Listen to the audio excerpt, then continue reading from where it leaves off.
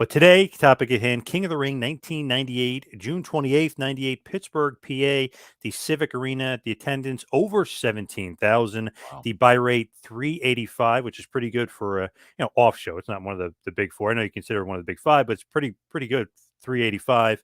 The tagline, off with their heads. If you remember Sable on the cover and the little denogonizer, as Kramer would The call it. guillotine gimmick, The guillotine, right? yeah, would come down, yeah. Yeah.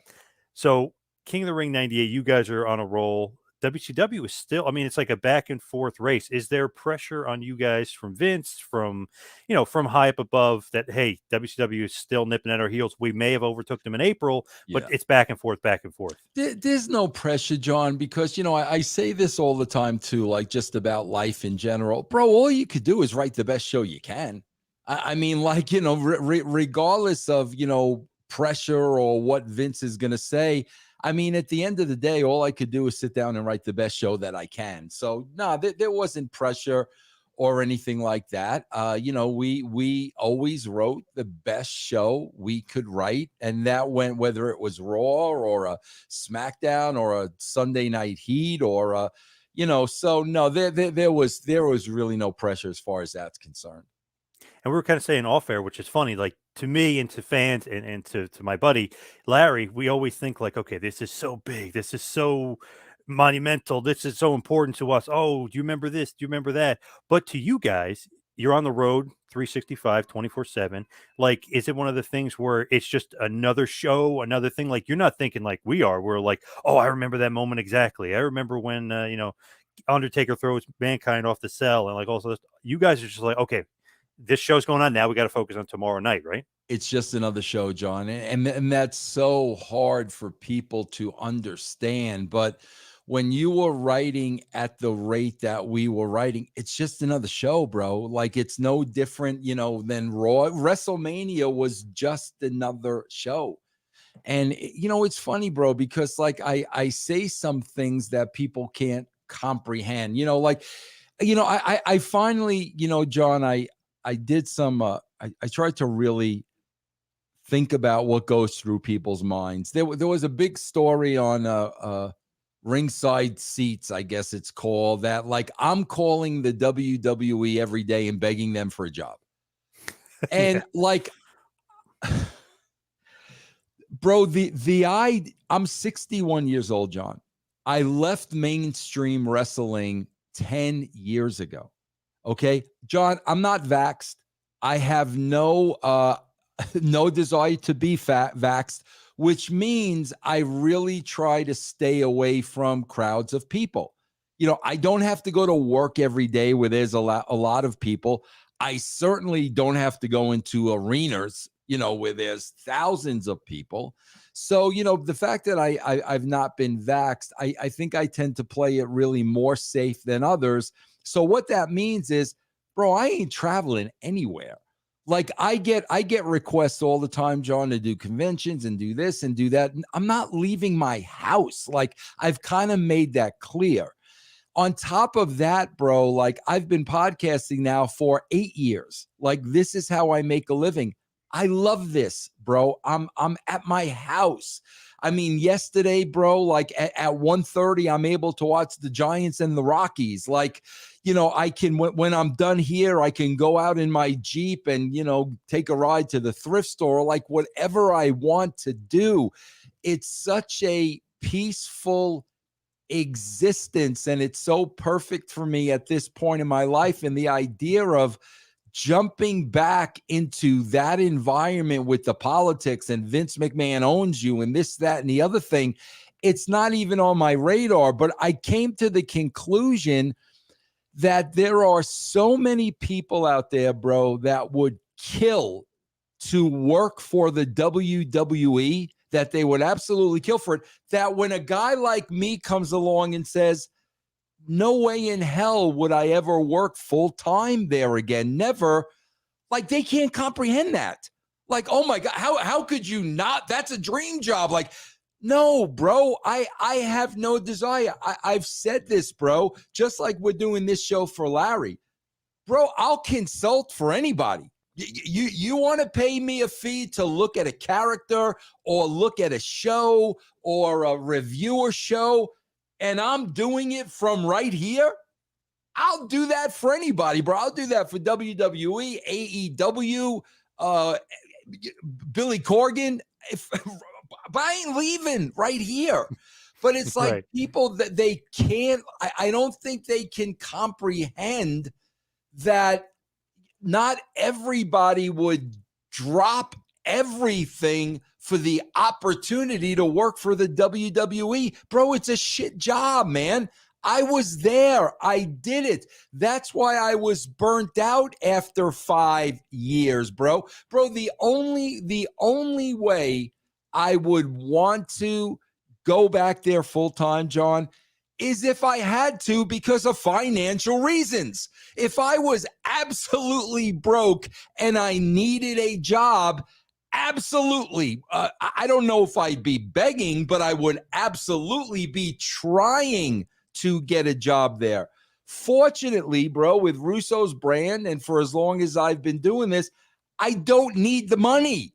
Like I had, this is my job. This pays the bills. This is doing just fine. But I just, my God, bro, people just, they don't understand. It was a job like any other job. King of the Ring was just another wrestling. They have this idea in their heads like, holy shit, like this is Mecca. And how could you not drop like your entire life and give your life to the king? It's like, geez, bro, like it's unbelievable to me, bro. People want to really believe at this stage in my life, I'm begging Vince McMahon for a job. It's like, are you freaking kidding me? I wouldn't trade this in for the world, bro. It's insane, man. Do you think that guy is just making it up, or did he hear that from somebody who was making it up to him? You know what I mean? Sometimes Meltzer and other, not saying Meltzer had anything to do with this, that was that guy Steve or whatever his name is, but it's one of those things where sometimes they get fed stories. Do you think he was fed, or do you think he just made it up off the top of his head? Now, bro, listen, if anybody follows russosbrand.com, bro, I bury that company. I absolutely bury. I hate the fact that I have to watch the show. The only reason I watch the show is because Sportskeeda pays me very well. That's why I watch the show. If Sportskeeda went away, I ain't watching Raw. So I get so pissed off, even though I'm getting paid, I get so pissed off that I got to sit there every week and watch a show that's terrible.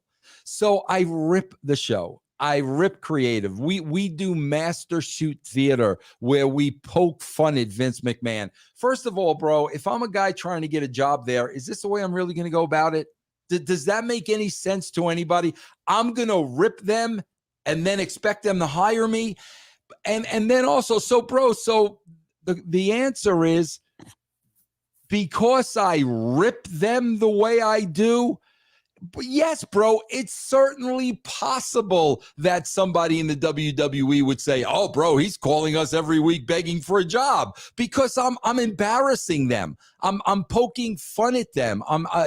They're bankrupt creatively. So the bottom line is, bro, I don't care what I say about them because I don't want to work there.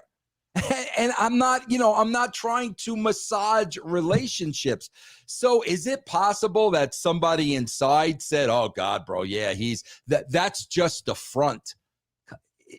But for you to believe that, you're just a gullible moron. I mean, bro, you're an absolute moron because I am an example of how not to get hired by the WWE. I mean, my God, bro, it's like I've done everything and said everything for them to never hire me again. And, bro, Vince, back in October, I did a whole series about it. I offered my consulting services. And John, I'll tell you, the reason why I did was because I can't stand sitting here watching the show. It's horrible. Right. So I offered my consulting services like I would to anybody. And then Vince McMahon came back and said, "Okay, well, you could watch Raw for a couple of weeks and give me your thoughts." Now, John, if I'm looking at a job, I'm going to jump at that, right? I'm gonna prove myself to Vince so he hires me. So when Vince said to me, watch Raw for the next couple of weeks, I was like, bro, I'll be happy to watch Raw for the next couple of weeks, and I'll be happy to critique it. I ain't doing it for free. Yeah, Like, right. why would I do? I've got nothing to prove to you. I've worked there already. You saw my numbers. You know where your numbers are now. You think I'm going to jump through hoops for you while I'm offering to help you? I said, no, I'm not going to do it for free. And that's when he wrote me back the very nasty email. But the bottom line, John, is once he threw that opportunity out there, if I wanted a job, I would have jumped at that opportunity. But no, bro, I am a businessman. You want me to look at your show? You want me to critique your show? You're going to pay me to do that. I'm not going to jump through hoops because you're Vince McMahon in the WWE. Business is business, bro, And that's why, like, with all those things, it's like, you got to be out of your mind to sit down and write something like that and actually believe it. It couldn't be so far from the truth, bro. It's so freaking ridiculous. With that, and you talking to Vince at that one point, It wasn't talking, bro. It was an email. It was an email exchange. With that, though, is that insulting to you that he's saying he knows? Obviously, you wrote for the company. That's totally Vince McMahon. In Vince's mind, bro, everything is great. And in Vince's mind, I need the WWE, and it would be a great opportunity, and it would be an honor and a privilege to be working. He really believes that stuff. And no, bro, like I don't. And I made it clear in the emails, bro. I read the email I wrote to him where I clearly said, I don't want a full-time job. I'm available for consulting. I don't want a job. I made that clear. But no, bro, Vince actually believes that he would be doing me a favor to, to be a consultant on that show. I don't know. Like I said, bro, I left TNA in 2012. I don't know how Vince thinks I've been making a living for the last 10 years. I've made a living the last 10 years without Vince McMahon. So I certainly don't need Vince McMahon to make a living. So that's why, bro, when you're making decent money, you have that power to say to somebody, bro, I'm not doing that for free. Like I said, John, if my finances depended on it and I needed a job, absolutely, yes. I don't need a freaking job, bro. So that's why I was able to say, okay, bro, I'll watch your show, but what's the compensation for that? Because I'm not doing it for free. Pretty crazy though that he would think like, "Hey, you'll do it for free," and yeah. and not at all, bro. If you know Vince McMahon, bro, it's really not that. I was not surprised. I actually, bro, when I got the response, I kind of laughed, because that's typical Vince. In Vince's mind, bro, this is still, the WrestleMania one time, the Attitude Era, we're on top of the world, we're making all. He still thinks we're in that time. And the reality of the show is, bro, I know you're making a lot of money hand over fist. I know Nick Khan is making great deals. I understand all that. Your show's the shits.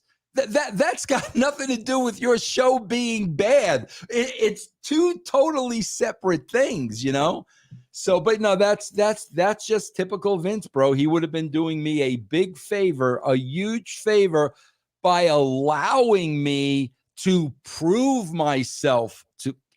Bro, I proved myself to you 20 freaking years ago. I don't need to prove myself to you again. Right, absolutely.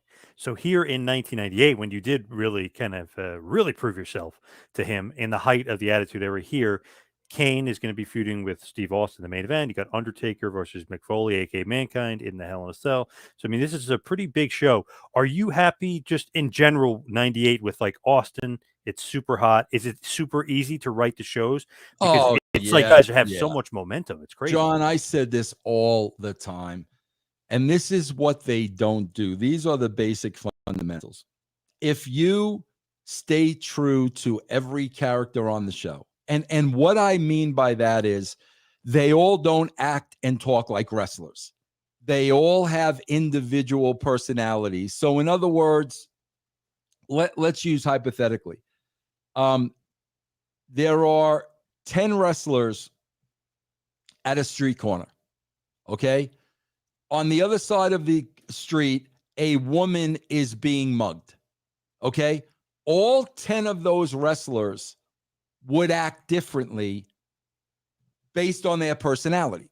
So if Rock sees a woman being mugged, he's going to act a certain way. If Austin sees a woman being mugged, he's going to act a certain way.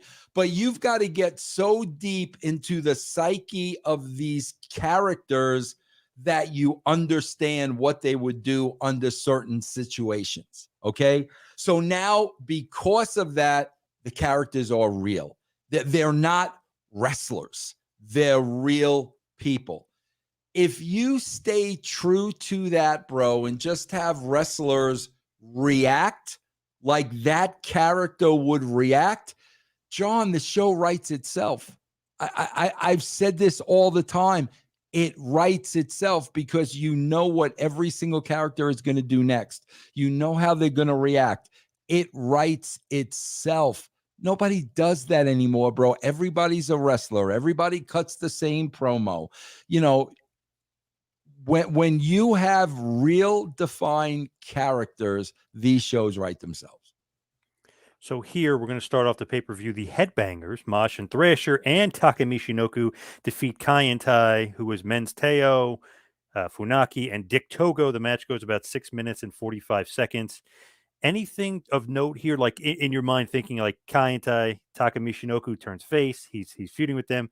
Anything, or are you thinking like, okay, this is just filler. This is just opening act. Let's just get the crowd hot. Like, is anything like anything of note though? Really? That's exactly what you said, John, because these shows should crescendo. Like bro, I can't tell you. I was watching, I did a little experiment, John, where I went back and I started watching Rampage for about 6 weeks until I finally said, bro, I can't watch this anymore. But the first thing I noticed was you're opening with the main event. Yeah, That's how you format it.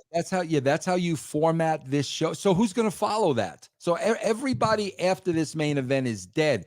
Bro, when you write a show like this, you got to crescendo the show.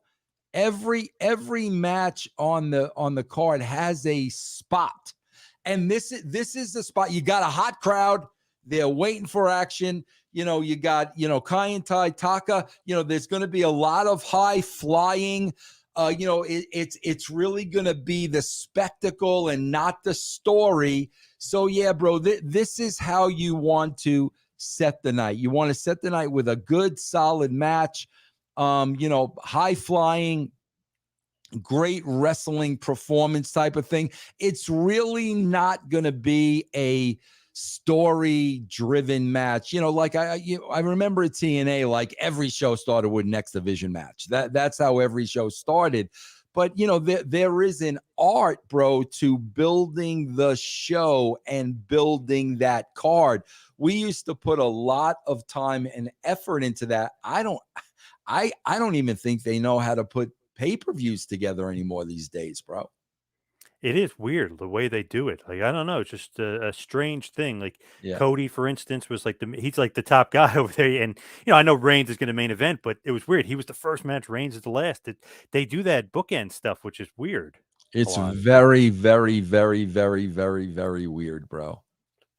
So with King of the Ring, is it better for you guys writing it that the whole King of the Ring doesn't have to be on the pay-per-view? Because that kind of sets a different pace, and it kind of makes the show, I don't know, not as balanced. Like, for instance, if you have to do the King of the Ring through the whole show, you're going to have there's 9 matches total. You're going to have, a ton of more matches.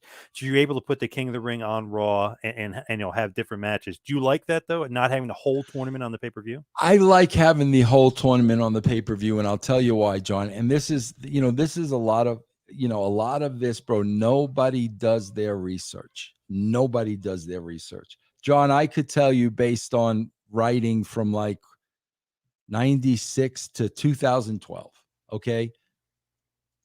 Tournaments on TV, John, do not draw. They don't draw. And I'll tell you exactly why they don't draw, because they're matchups. So there's a lot of cold matches. There's a lot of cold wrestling matches. The casual wrestling fan, they don't like that. They want stories and they like characters. So every time I did a tournament on TV, it never drew. The pay-per-view is supposed to be the wrestling. That is the payoff. That is the wrestling. You want to see wrestling matches, that's where you're going to get long wrestling matches. So I personally like the drama. Like I was at, bro, which one had the tournament? WrestleMania 4 or 5? I think 4, WrestleMania right? 4. Yep. Yeah, I was at that show. I literally was at awesome. that show. I love that. I love that build throughout the entire night. So my preference would have been to do it that way. Interesting. You were there. That's a great show to be. Obviously, Macho Man wins the title over DiBiase in the finals. That's awesome. I was at 4 and 5, bro, because they were both in Atlantic City. Yes, good stuff. That's the heyday right there. Yes, absolutely. And Hogan and Savage at that point, my God, I think was it 785,000 buys in '89 too. So I mean, it's like ridiculous, bro. Insane, ridiculous. Yeah, insane. So you guys do have tournament matches on Raw and on TV beforehand. I'll just quickly go through the first round and the quarterfinals, because the semifinals is where you guys start for the pay-per-view. So The Rock beats Vader. Triple H beats X-Pac. Owen Hart beats Too Cold Scorpio. Dan Severn beats D'Lo Brown. Ken Shamrock beats Kama Mustafa. Mark Henry shockingly beats Terry Funk. Jeff Jarrett shockingly beats Farouk. And Mark Mero beats Blackman. Then The Rock beats Triple H. Dan Severn beats Owen Hart. Ken Shamrock beats Mark Henry. And Jeff Jarrett defeats Mark Mero. So the semifinals are set. And Jeff Jarrett loses here to Ken Shamrock, and Jeff Jarrett's with Tennessee Lee. He loses by submission in the semifinals in about 5 minutes, 30 seconds. What do you think here? Jarrett and Tennessee Lee, a.k.a. Colonel Robert Fuller. He was great, bro. Great talker. Oh, my God, bro. He was a great performer, bro. And that was a good they had really good chemistry there. Bro, and that's the thing, man. Guys like him, they're good for the locker room. Bro, it's funny how wrestling has changed, because we just did a show, bro, and CM Punk was making comments about Bischoff, and he kind of described all of us as old, over the hill hanger-oners doing podcasts. Like, something switched, bro, from when an veteran was there, or a veteran would come to the show, bro, you would drop everything. You would bow at their feet. I mean, I remember, bro, one time and one time only, I got to meet Ernie Ladd. Bro, I might as well have been meeting the Beatles. And the amount of respect, that is shown, and that's why, Robert Fuller is one of those guys. When I was in TNA, it was Bob Armstrong. When these guys are around, like, you honor them. Today, bro, somehow we went from honoring them to shitting on them, because now, anybody that says anything on the current product, any former wrestler, they're just going to get shit on. Like, their opinions mean absolutely nothing. Nothing. We know everything. And I don't know how that happened, but like, Fuller was a guy, like Percy Pringle. Those guys had been around, and to have their knowledge and their experience in the locker room is a great plus, bro.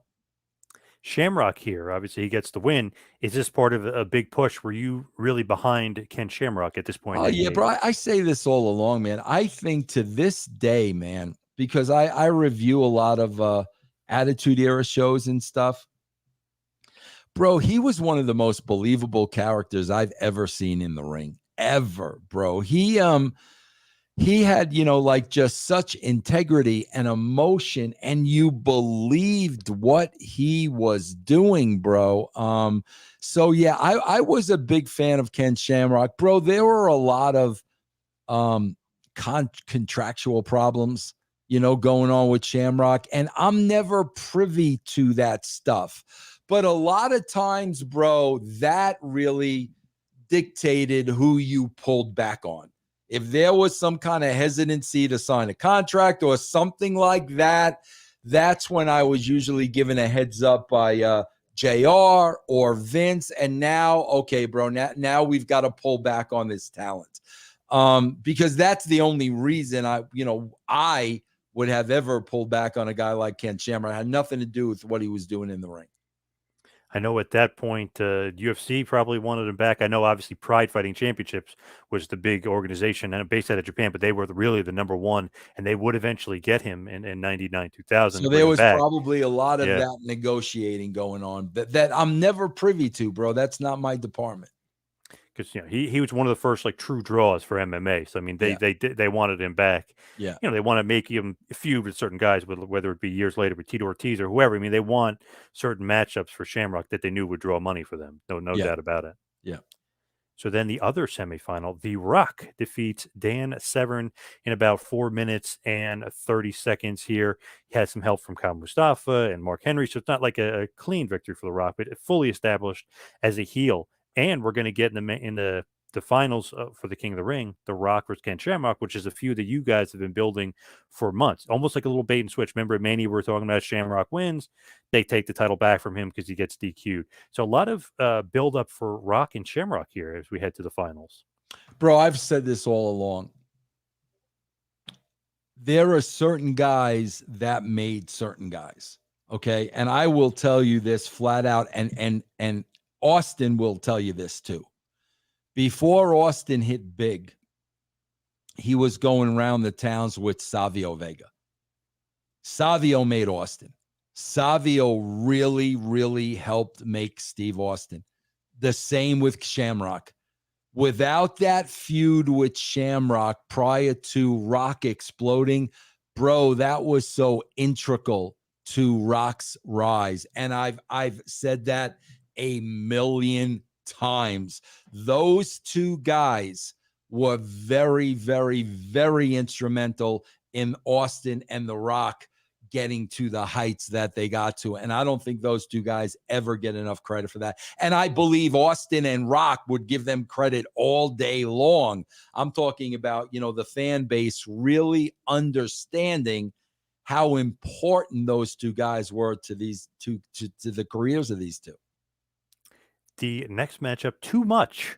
Brian Christopher and Scott Taylor, before they became Too Cool, defeated Al Snow and Head in a tag match. Jerry Lawler is a special guest referee. The match goes 8 minutes, 30 seconds. You're immediately laughing. You like the booking of this one. That's hysterical. Anything with Al and Head is just hysterical to me. And wasn't there something where he couldn't pin his shoulders or something? There was some kind of... So he put the head and shoulder bottle on him and he pins Head, yeah. There you go. Yeah. So there was definitely something gimmicky about that. But yeah, bro, this is 1000% an entertainment match. This is something that would not go over today because, bro, I say this all the time. Somehow or another, a lot of people have convinced themselves that wrestling is real. I don't know how that happened.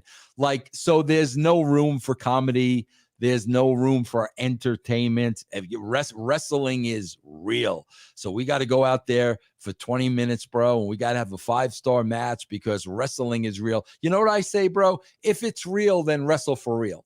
Wrestle for real, bro. If you're Joe Tough Guy and you're that good, wrestle for real. Because the fact of the matter is, it's not real, bro. And it is predetermined. And you are play fighting, whether you want to admit that or not. And the only way that'll ever change is if you go out there and fight for real. So let me know when you're ready to go out there and fight for real.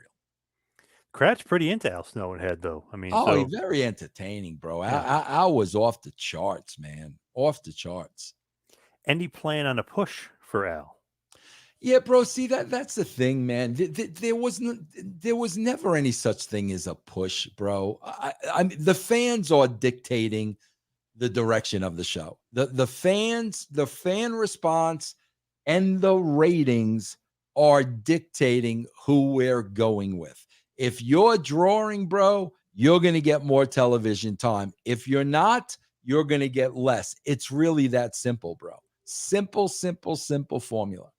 In your head, are you thinking like mid card, upper mid card? This guy's entertaining. The crowd loves him. Got to keep him on TV. Time. He's a mid-card guy, entertaining. You're not going to change the channel with Al Snow on, but because of his character, you were only going to take him seriously to a certain level. But he had a very, very, very important role on the card. Did you like the head? I know you like Al, but do you love the head? Oh no, bro. Again, bro, it's like the people, again, the revisionist history, which I love. People love to say, bro, Vince Russo ripped off ECW. And the fact of the matter is, bro, if I saw 5 ECW shows, that was a lot. I was inspired by what Eric was doing with the NWO. That's what inspired me. I got no problem saying that. But one of those 5 shows that I was watching, Al was in the ring and they littered the ring with the heads. And I saw that. I'm like, because the last time we had Al, he was like Leaf Cassidy. And I'm like, oh my God, bro, this is freaking awesome. So, of course, I had to go to Vince. Vince didn't watch ECW, didn't know anything about ECW. And I told him what Al was doing. And I'm like, bro, we need to get him here, man. The guy is very, very entertaining. And that's pretty much what we did. So the next matchup, X-Pac with China defeated Owen Hart in 8 minutes, 30 seconds here. DX member, X-Pac, Nation member, Owen Hart. Mark Henry gets involved. Vader gets involved, who's kind of feuding with Mark Henry here. And X-Pac's able to win via cheating thanks to China over Owen Hart. What do you think about Owen in the Nation of Domination? Bro, oh my God, bro. Somebody wrote me this week with this conspiracy theory of how Owen Hart was purposely murdered. Okay. And part of his conspiracy theory was the reason we put the blue blazer gimmick on Owen was a punishment because there were certain creative things Owen didn't want to do. And I said, wait a minute, imbecile. I was the head writer at the time.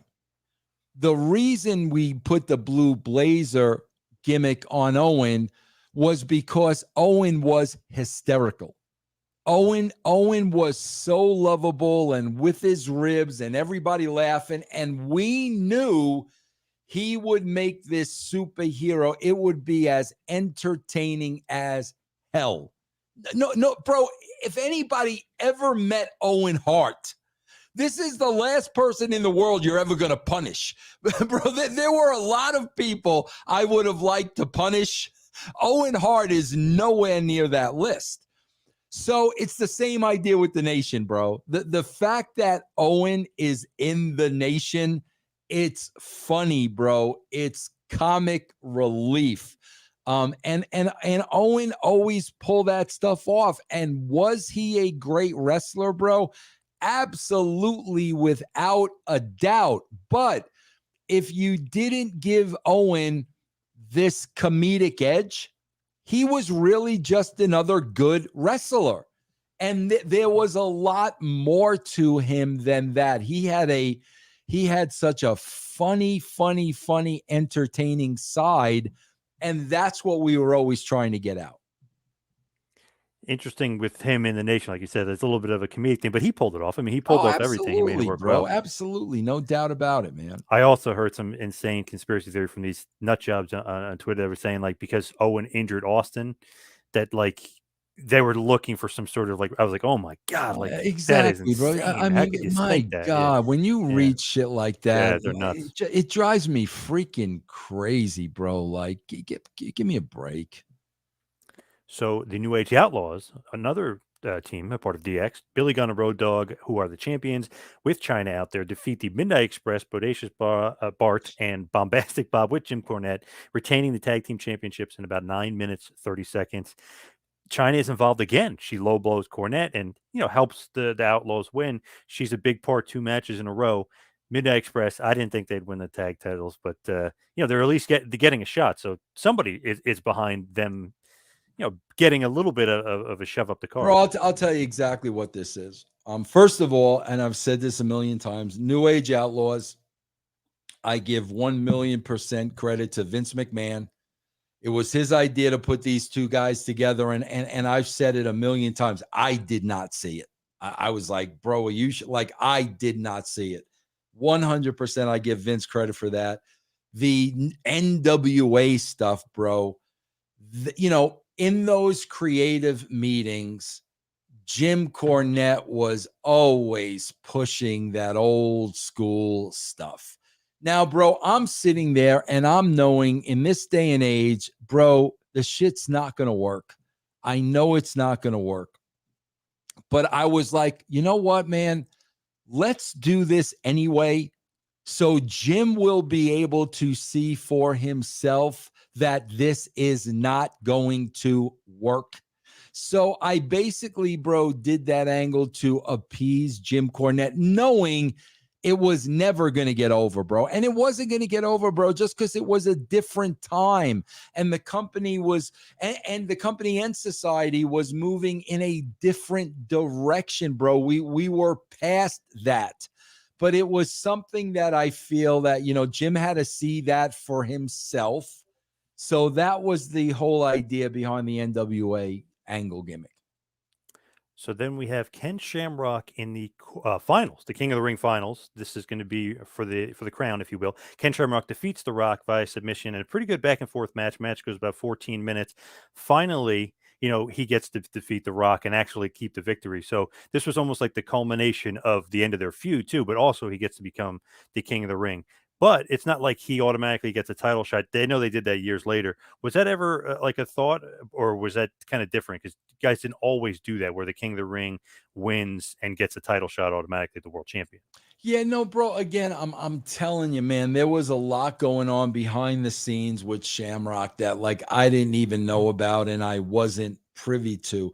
And the reason why I say that, bro, is because there was no reason not to ride Ken Shamrock to the moon. The guy, in my opinion, had everything. He was very believable. He had a great personality. There was no reason not to ride him to the top. But like I said, bro, behind the scenes, whether it was negotiating with the other MMA companies, whether it was holding the WWE up for money, I don't know what it was, but there was stuff going on behind the scenes that I absolutely had no control over. So Shamrock wins. He's the king. You don't do like the corny crown. I'm going to guess you're not. Are you a fan of the crown with the cape, bro, and that stuff? Please, bro. I can't stand that shit.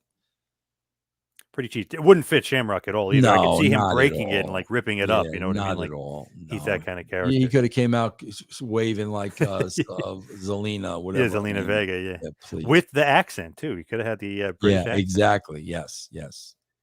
So then we have. This is probably the most memorable match, maybe, of the night, and maybe for years. But The Undertaker defeats Mankind Hell in a Cell, 17 minutes, 30 seconds. Whew.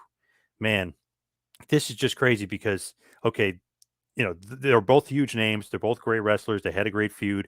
But this is just like another level of like insanity. They go to the top, and he just tosses them off through the table. You could tell Hugo and Carlos aren't even aware. Hugo does the thing where he like almost like falls off his chair. He's like almost like in shock. He doesn't know what the hell's going on. But like, were you just absolutely floored? Because obviously they don't tell anybody about putting this match together. Like, bro, I was watching this in the gorilla position, and people, again, bro, people don't know how the industry works. We know what we need the finish to be. Okay, when you got guys like Undertaker and Mick, you tell them what we need the finish to be. They lay all that out, bro. A writer has nothing to do with that. So I have no idea what's in this match, what they've laid out. I know what we need the finish to be. But bro, I was watching this match from the gorilla position. So I was just on the other side of the curtain. And I could not believe the two bumps that Mick took, bro. After that second bump, I thought he was dead. I could not believe. And bro, I wasn't like today, oh my God, and popping and this and that, and this is awesome. I was genuinely concerned about his health. I mean, that's what I was worried about first and foremost. And, we had the trainer Francois there. And as soon as Mick came through the curtain, we had a gurney ready for him. And I went, in a private room where Francois was looking at him because, bro, that was my only concern, was that this guy just did some major damage to himself. And not only that, he goes back up the cage. I mean, JR's call is just legendary because he's not working. You can tell he's serious. Stop the damn match. This is insane. And Right. then he gets choke slammed through by accident. And again, Undertaker, which is so funny, he actually, when he jumps down, he like breaks his ankle, but he literally can't say anything. He's like, this guy just killed himself twice Right. for me. I Right. can't complain about my ankle. Screw my ankle. So, I mean, Foley's, I mean, obviously remembered in lore, and maybe a lot of guys try to copy him and unjustly try to copy him and do all these crazy bumps and it cause injury. But like he said, I mean, it was just one of those crazy things where he obviously didn't mean to go through the cage that second time, but Yeah. holy crap. But he And made I'll never himself that forget this, day bro. into a When legend. he comes through on the gurney, and bro, I knew his family was there. I knew the Oh, kids were there and his wife were there. So I finally I get a second alone with him, and I was like, bro, what are you thinking? Like, seriously, Mick, like, you got kids? This is what I'm telling him. And bro, I'll never forget, man. He looked up at me. His teeth were through his lip. He ugh. was a freaking mess. And I'll never forget, bro. He looked up at me and he said, Vince, was it better than the Shawn match? That's all he cared about, that it was better than Shawn and Taker. And I was just like, Mick, you're out of your mind. Like, seriously, bro. Like, Yeah. you've got two little kids, you got a beautiful wife, and like this is what, but that was Mick Foley, bro. That's how much he loved the business, and that's how much pride he took in every single match. Crazy thing is he's even talking to Funk about it beforehand. It's he says, and Funk has said, like he was talking about it before. He goes, I got to outdo Shawn Michaels versus Yeah. Undertaker at Bad Blood the year before. Like he wanted to have the better match, and it's so funny. It's like that was his thought process. He didn't care about his health. He didn't care about doing crazy stunts. Like imagine if you're thinking to yourself, I'm just going to jump off a 20-foot high cage onto a table. Like you're just like, I'm going for it, and then like you get choke slammed again. You get your tooth through your lip, then it goes through your nose, and then you still go and you bring out the thumbtacks, and you're like, holy moly, I what a can't night. imagine that, bro. Yeah. That takes a different breed, bro. That is not normal. That takes a very, very different breed. It's funny though, like Austin, the toughest SOB. You can almost not call him that after watching Foley. It's like, Yeah, no, yeah, this guy is the toughest. Like, holy yeah, crap, how is he not dead? yeah. It's crazy, man. Crazy. Bro, I'm just wondering. I don't think Mick would ever tell you. I wonder how much of that he regrets today. Like, when he gets out of bed every morning of his Yeah. life. Yep. Very true. I'll be honest with you though, bro, knowing Mick, man, I bet he doesn't regret it at all. Wow. I would You think know? like his hip is screwed up, his back, his Yeah. legs. Yeah. But he was the best he could be, and I think that was the most important thing to him. What a crazy match. When people say like wrestling is fake and then you show them that match, they're like, well, maybe not that. Like, you know what I mean? Yeah. Because there's Right. no way to fake that stuff. You Yeah. know what? It's like, holy shit. He's Yeah. pretty crazy. Do Yeah. you think though, by him doing that, he did set off like because even on the indie scenes, I remember seeing after this guys doing crazy bumps. Yeah, They get and thrown bro, off like I cages. said, I'm not a fan of that shit. I wasn't one of the guys standing backstage saying this is awesome, this is awesome. I was one of the guys saying, "What are you out of your freaking mind, bro?" Fast forward to, there was a clip on my Twitter timeline today with Darby Allin yesterday. Yeah, The- I'm not a fan of that, bro. I'm not a fan of you hurting yourself.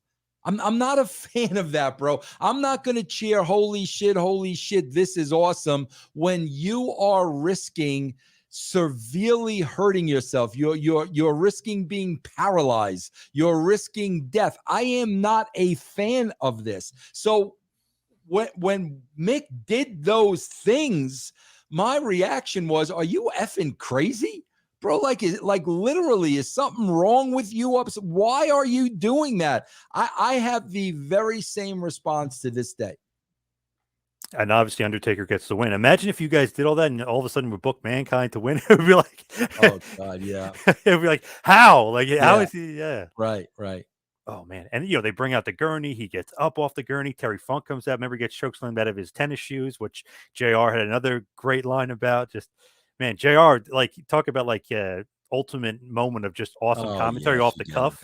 forget it. Everybody uses those. Even when you see those stupid videos, like the kid in the shopping cart, he falls out of the shopping cart. Oh my god, they'll put it all over Right, Twitter.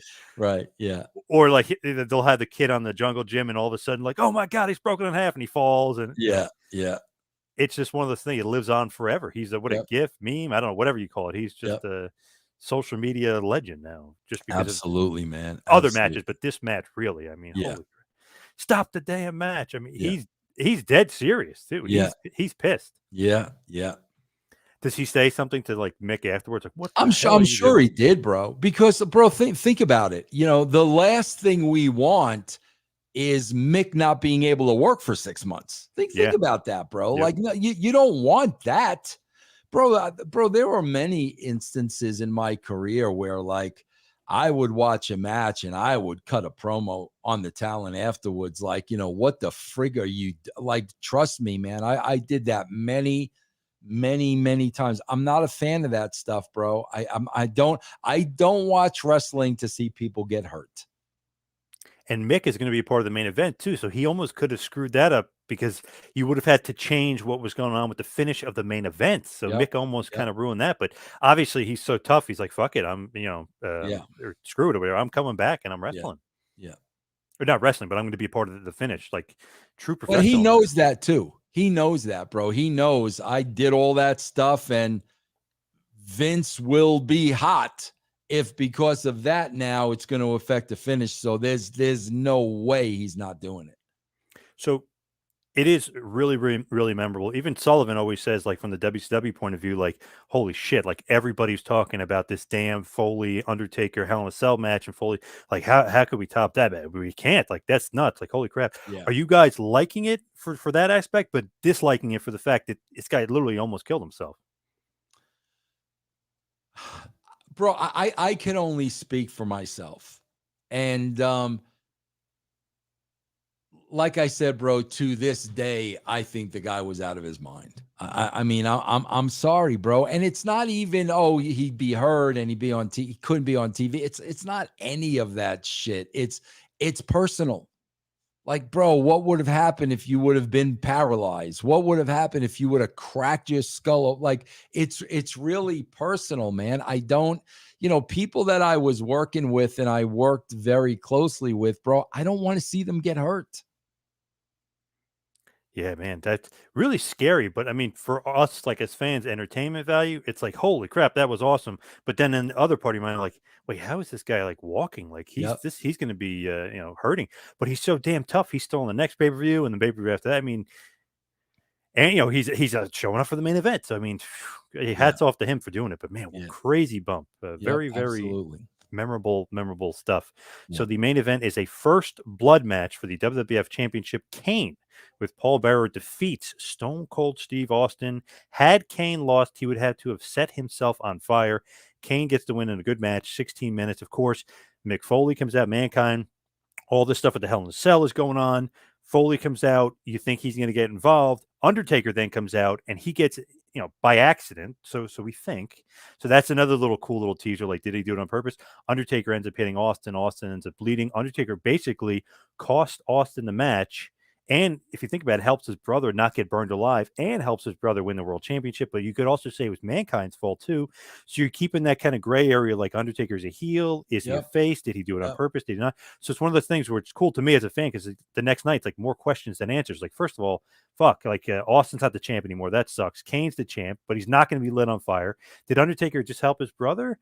Or did he do it by accident? A lot of cool stuff going on. And bro, not only is it cool stuff for you as a viewer, as a writer, it's like euphoria, bro, because now you've got so many avenues that you can go down, bro. Now you have created weeks and weeks and weeks of television.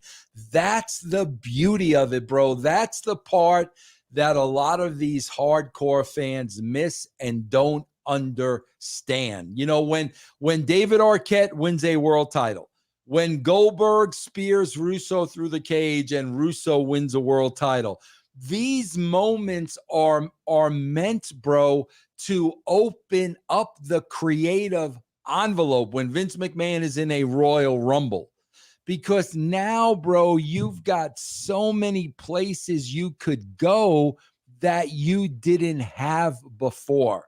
So when you've got something like this, where there could have been 10 different scenarios, it's a writer's paradise, bro, because it gives you weeks and weeks and weeks and weeks of good television. Plus, to me, thinking about it, like Austin is kept strong. He lost, but he kind of got screwed and he didn't get pinned or submitted. He was bleeding. It's a first blood match. So Right. it's another thing, too. It's like, well, Austin, he still should be champ. You know, if you're the fan of Austin, Yep. he Yep. got screwed. Yep. Plus, it keeps him strong Yep. booking wise. Everyone's protected. Everyone's protected. And like I said, bro, a lot of that, it goes back to, writing as if you're in the shoes of every single performer. Bro, you know how many times I see on Raw a wrestler? Keep in mind, bro, you're a professional wrestler. You decided to get in this profession. You're a fighter. You want to fight. You're a tough guy. I can't tell you how many times on Raw I see a guy get attacked, and by the next week, we totally forgot about it. What? Yep. Would a wrestler, a competitor, a fighter ever forget about somebody attacking him? That's the stuff that I'm talking about, bro. So, we make sure the finish is going to protect Austin and suit Austin's character. Like I said, bro, that stuff does not happen anymore. I know you said like one show kind of goes into the next, but this is really a lead into Raw the next night, which is just huge because so many people were interested. I remember me and a bunch of my friends, we all got together. We were like obsessed because Austin versus Kane, there had to be a rematch. Then there is a rematch. Is that one of the things where you're very happy with the pay-per-view? You're happy everything, went all fine. But now it's like, okay, we got to move on to the next night because Bro, Austin I versus am. Kane, this is huge rematch. Yeah, bro, I'll be honest with you, and this goes for every pay-per-view across the board. Bro, we're writing the pay-per-view at the same session where we're writing Raw. We're writing it at the same time. I am always excited about the Raw. Like that the following night is the show that always excites me. The show after Mania, the show after a show like this, I am always excited about, okay, bro, now that this happened, what is the fallout going to be? What's That next? Yep. show always got me the most excited. So, of course, Austin, in a great match, the rematch on Raw, wins the title. The crowd is nuts from beginning to end. I mean, the crowd is just crazy for Austin, but he regains the title. It just was like the perfect compliment. It's like, wow, that really followed up the solid pay-per-view. I mean, that really followed up strong. Mm-hmm.